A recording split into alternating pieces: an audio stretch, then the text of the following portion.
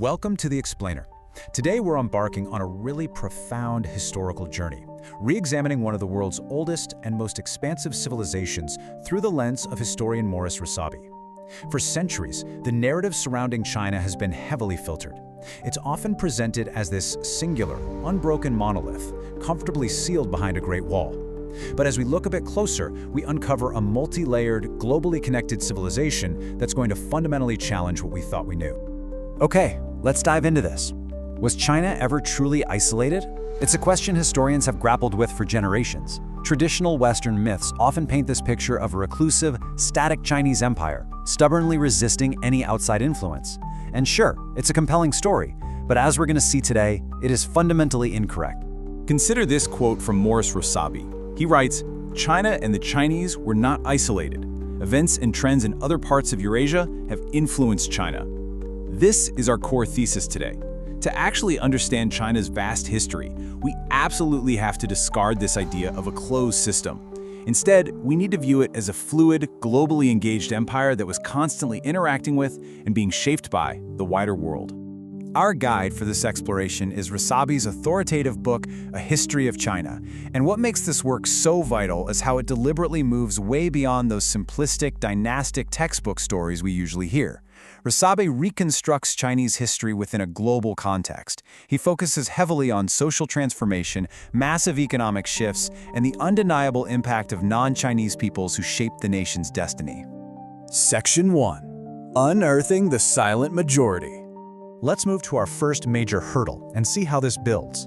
Before we can even analyze the history, we have to recognize a massive bias in the surviving records. Until the late 19th century, almost all written sources in China were produced by the Confucian elite. Naturally, they wrote about what mattered to them: emperors, scholars, and dynastic politics. That essentially left the vast, diverse, silent majority, the peasants, women, artisans, and merchants, completely out of the official picture. So we're left with an elite narrative that we have to very carefully decode. Section 2. Beyond the dynastic cycle.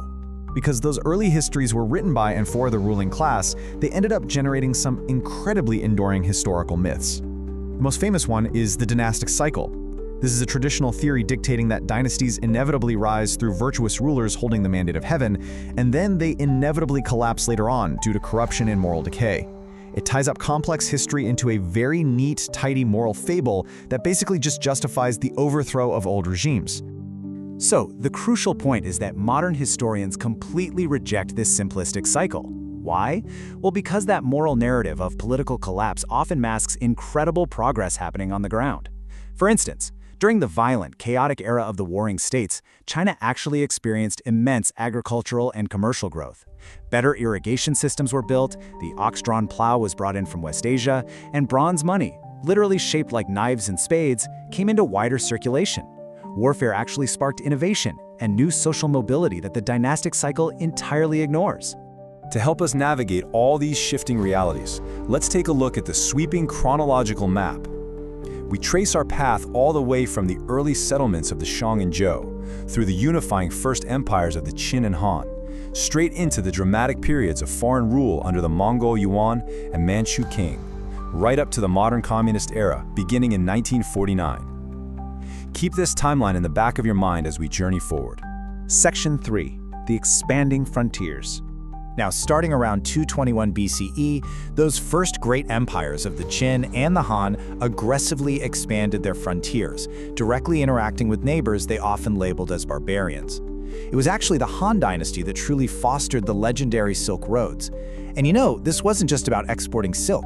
It was a massive, vibrant conduit for importing new technologies, exotic goods, and profound cultural exchanges from Central Asia, India, Persia, and eventually even the Roman Empire. Section 4. The Mongol Trade Revolution. Things shift dramatically in the 13th century. Borders didn't just expand, they were entirely overrun, altering the trajectory of Chinese history forever. Astonishingly, since 1279, when the Mongols completely crushed the southern Song dynasty, non-Chinese peoples have ruled China for almost half of its history. That completely shatters the illusion of this insulated, purely indigenous ruling lineage, doesn't it? Now, what's really interesting here is the stark contrast between traditional portrayals and Rossabi's modern analysis. Older histories always depicted Mongol rulers as becoming fully Sinicized, meaning they supposedly adopted Chinese culture wholesale, but the reality, very different. Leaders like Kublai Khan fiercely retained their nomadic identity. They went as far as abolishing the traditional civil service exams to prevent the Chinese scholar elite from dominating, and instead they actively elevated doctors, craftsmen, and merchants. This sparked a literal global trade revolution. Section 5. The Manchu Universal Empire. Let's jump forward a bit to 1644 and the dawn of the Qing dynasty, which was founded by the Manchus. Under Emperor Qianlong, the Manchus didn't just rule China, they built a vast, ambitious, universal empire. They systematically incorporated Tibet, Mongolia, and Xinjiang. And to legitimize his rule over such a multi-ethnic domain, Qianlong heavily patronized Tibetan Buddhism and even strategically claimed lineage straight back to the great Mongol leader Genghis Khan. And just like the Mongols before them, the Manchus worked incredibly hard to preserve their own distinct, non-Chinese identity while ruling over a colossal Chinese population. They strictly blocked Chinese colonization of their ancestral homeland, in Manchuria. They rigidly maintained the Manchu language and their traditional shamanistic practices. Culturally, they conspicuously refused to adopt the Chinese practice of bound feet for their women. So they were in China and ruling China, but they were absolutely determined not to simply become Chinese.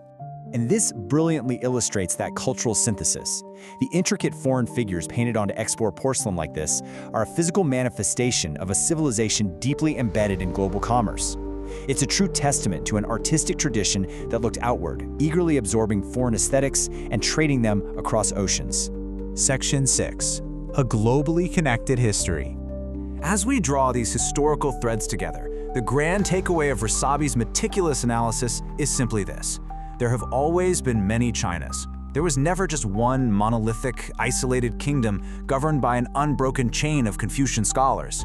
Instead, China's past is a remarkably dynamic tapestry of competing regions, overlooked social classes, and diverse ethnicities, constantly being shaped and enriched by foreign contact.